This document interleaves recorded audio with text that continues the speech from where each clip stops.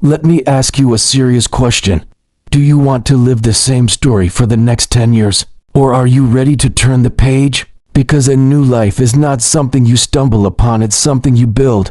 Starting a new life doesn't begin on the outside. It starts in the mind. You don't need permission from the world. You need permission from yourself. Tell yourself, I am done with the old version of me. The first step, forgive yourself. You made mistakes, you failed. You trusted the wrong people. So what? That's called being human. But don't let that define you, let it educate you. Then change your environment. Don't stay in places that shrink you. Go where you're challenged, where you're pushed to grow, even if it means leaving comfort behind, especially then. But don't wait for the perfect moment. There is no right time. The clock is ticking. Start small. Wake up earlier. Learn a new skill. Change one habit. Small actions rewrite big futures. And remember, you can't build a new life with the same old people who doubted your dreams. Cut the noise. Find those who believe in progress, not perfection. This is your moment. Not next year, not next month, now, because starting a new life isn't about escaping the old one. It's about finally becoming the person you were always meant to be. Thank you. One of the biggest barriers to starting a new life is not what lies ahead, but what's still holding on behind you. The past, the failures, the heartbreaks, the missed opportunities, the regrets. We carry it like a backpack full of bricks, and we wonder why it's so hard to move forward. The truth is simple. You cannot drive your life forward while staring into the rearview mirror. The past is over. It has already played its role. It has already taught its lesson, and now, it's time to move on. But let's be clear, moving on doesn't mean ignoring what happened. It means learning, growing, and detaching from the emotional weight of it. There's a difference between remembering and reliving. You can remember your mistakes without chaining yourself to them. You can reflect on what went wrong, understand why it happened, and use that knowledge to build a better future. But you cannot allow it to define who you are now. Some people think they need to feel guilty longer in order to be strong. They believe that carrying the shame of their past makes them responsible. No, it just makes them stuck. Guilt has a purpose, but it's not a lifestyle. Pain is a signal, not a sentence. Once it has done its job teaching you, humbling you, sharpening your awareness, its time is up. You're not meant to live inside yesterday's storm. Many people waste years trying to rewrite history in their heads. If only I had made that choice. If only I hadn't trusted that person. If only I hadn't failed that opportunity. The truth is, you didn't know what you know now, and that version of you did what they could with the tools and mindset they had at the time. Blaming yourself for being a beginner, for being naive, for being emotional, that's not strength. That's self-sabotage. Don't linger where the pain is familiar. Don't stay where the hurt makes you feel at home. Some people build their identity around their past wounds and mistakes, as if that's the only thing real about them. They talk about the same story over and over again. They relive the betrayal, the loss, the embarrassment until it becomes their personality. But you're not here to replay a tragedy. You're here to create transformation. What happened is already written, but how you carry it, that's the part you still control. You can either use your past as an anchor or as a foundation. You can let it weigh you down, or you can stand on top of it. You can choose to see it as something that broke you, or something that built you. That choice is the beginning of a new life. And make no mistake, the past will try to whisper back to you. It will come through old photos, old memories, familiar places, and familiar voices. It will test you. It will tempt you to return to who you used to be, to that version of yourself who didn't know better. But now you do know better. And knowing better is the beginning of doing better. Growth is not about forgetting the past. It's about mastering it. It's about extracting the lesson and throwing away the poison. It's about being honest with yourself about what happened, what you did, what others did, but not becoming bitter. Bitterness only rots your future. Forgiveness is not always about others. Sometimes you need to forgive yourself first for not seeing the signs, for ignoring your own value, for staying too long, for acting too fast. But after that forgiveness, there must be movement forward, always forward. If your mind is a garden, then your environment is the soil. You can have the strongest seed of ambition, the deepest roots of potential, and the most beautiful vision of what you want in life. But if you plant it in toxic soil, it won't grow. Your surroundings shape your thoughts, and your thoughts shape your future. That's why when people say they feel stuck, uninspired, or lost, the first place to look is not within, it's around. We are not born with fixed mindsets. We absorb them, we learn them, we pick them up from what we hear every day, who we talk to, what we watch, what we believe is normal. If you're surrounded by people who complain, you'll start complaining. If you're in an atmosphere where nobody dares to dream, you'll shrink your own goals to fit in. If your daily routine is full of noise, distraction, and negativity, don't be surprised if your thoughts begin to reflect the same chaos. It's not about blaming others, it's about being aware. If you want to rise to a new level in life, you can't grow in the same place that made you feel small. Comfort zones are built from familiarity, not from progress. They are the silent killers of potential. The people you talk to every day, the content you consume, the habits in your space, they all become part of your belief system. And if they're not challenging you, inspiring you, or stretching you, then they are silently stalling you. You don't need to cut everyone off or run away, but you need to evaluate who and what is in your environment. Is it lifting you or limiting you? Is it building your confidence or breaking it down piece by piece? Are the conversations you're having helping you think bigger, or making you doubt your ability to even try? The environment is not just about people, it's about energy. It's about the books on your shelf, the voices in your ear, the goals on your wall. If you're in a room where no one talks about growth, create a new room. If you're in a job that drains your creativity, start using your evenings to build something new. If you're in a house full of distractions, redesign your space for focus. Don't underestimate what a shift in atmosphere can do to your mindset. Success is not an accident, it is engineered. And the first tool in that construction is your environment. Do what successful people do. They build systems around themselves that force growth, not comfort. They surround themselves with others who challenge their thinking, question their excuses, and inspire their vision. They set routines that protect their time, guard their focus, and feed their minds. If your environment does not support your future, then you are being trained for a life you do not want. Exposure is power. When you get around people who are doing more, who are thinking bigger, who are living boldly, it rewires your brain. It creates a new normal. It shows you what's possible. Suddenly, the goals you thought were too big become the floor instead of the ceiling. But here's the truth most people don't want to face. Changing your environment requires courage. It means leaving some people behind. It means letting go of the routine that made you feel safe but stuck. It means stepping into the unknown, into rooms where you might feel like the least experienced person. That's okay. That's where growth happens. You don't grow by being the smartest person in the room. You grow by being the most curious one. In today's world, everyone is chasing the next big thing, the next idea, the next breakthrough, the next moment of motivation. There's too much hype and not enough foundation. People get excited for a few days, post about their goals, declare they're changing their lives, and then nothing changes. Why? Because hype fades, habits don't. Motivation is great, it's the spark. But if you depend on motivation to build a new life, you'll only move when you feel like it. And most of the time, you won't feel like it. Discipline doesn't care how you feel. Habits don't ask for your emotions. They run on routine, on systems, on repetition. The people who build real success are not the most excited ones. They are the most consistent ones. Success is not built in a day. It's built daily. You don't become disciplined by making grand declarations. You become disciplined by showing up when it's boring, when it's uncomfortable, when nobody is clapping, the gym session when you're tired, the study hour when you feel uninspired, the work you put in when no one is watching. That's what builds character. That's what builds results. The problem is, hype is addictive. It gives you a quick hit of energy, a temporary sense of progress. You talk about your goals, you feel good, you imagine the future. But talking is not doing. Dreaming is not building. Only action creates change, and action, repeated with discipline, becomes a habit. Habits are not exciting in the beginning.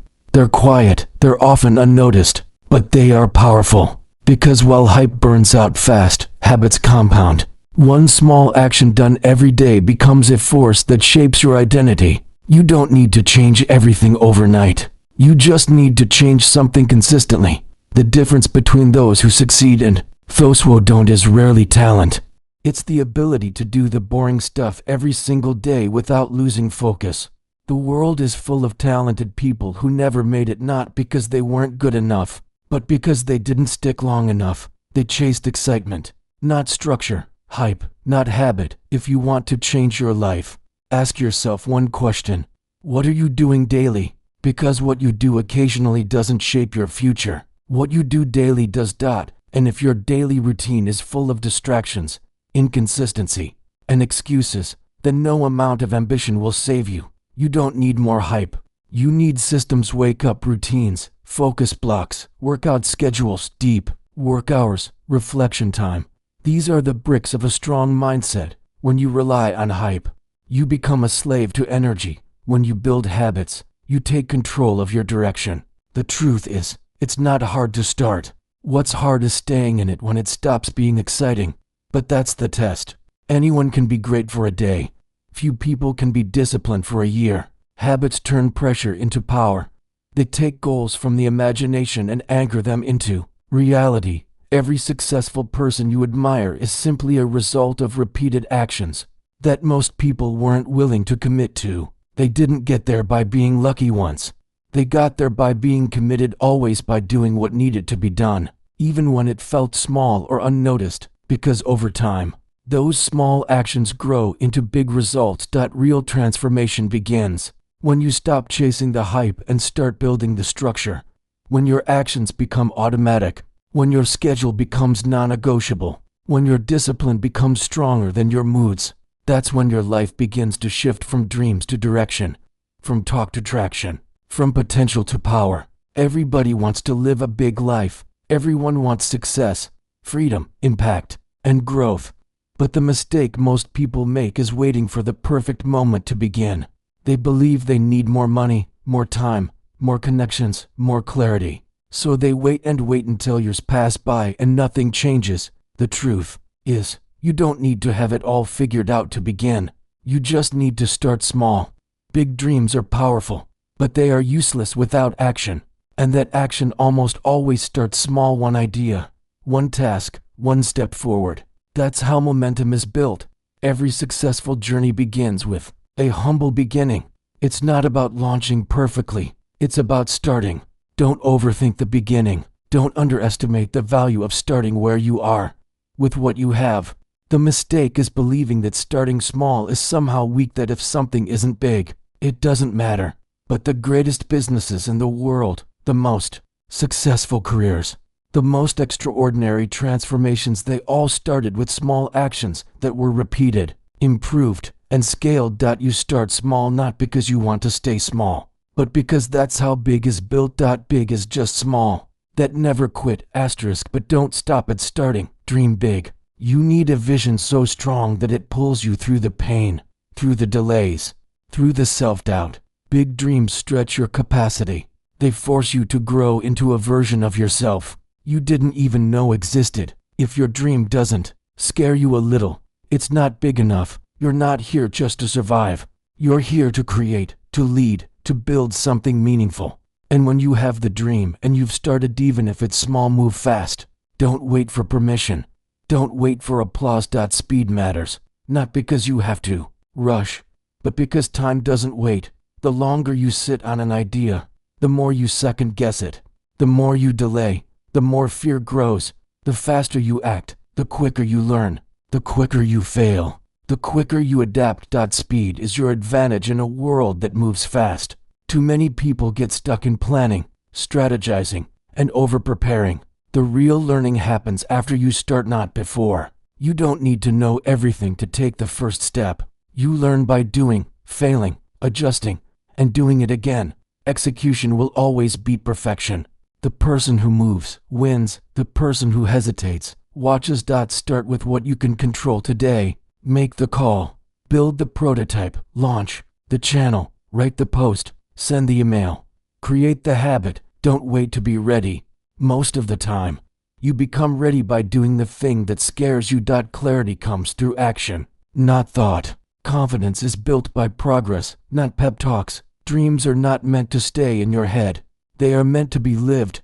But to live them, you must act, even if it's messy, even if it's uncertain. You don't climb a mountain in one leap. You take one step, then another, but you keep your eyes on the peak. Your small steps must be guided by a big dream, and your big dream must be chased with urgency. When you combine the humility to start small, the courage to dream big, and the boldness to move fast, you become unstoppable. You stop living in the shadows of someday and begin building a life that reflects your true potential.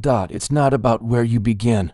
It's about how quickly you grow once you do. The people around you are either pouring into your vision or poking holes in it. They are either helping you build or slowly tearing you down. Success is never just about talent, strategy, or luck. It's also about environment. And at the center of that environment are the people you allow into your circle.